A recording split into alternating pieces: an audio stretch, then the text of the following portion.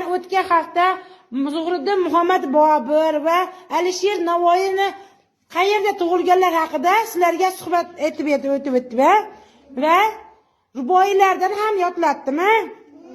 Bolajonlar, Zuhriddin Muhammad Bobur 1441-yil 9-fevralda Hirotda dunyoga kelganlar. Qaytaramiz. 1441-yil 9-fevralda Hirot shahrida dunyoga kelishgan ekanlar. Qaytaringlar chiqama.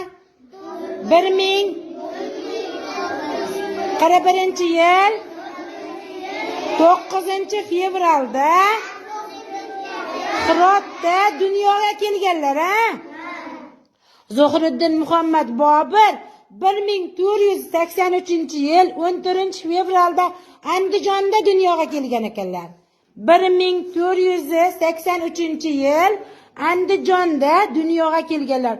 Bobo kanallarimiz 14-15-asrlarda tug'ilgan ekanlar, Bizning bobo kanallarimiz 14-15-asrlarda tug'ilgan ekanlar, Hammani esdan chiqmaydimi?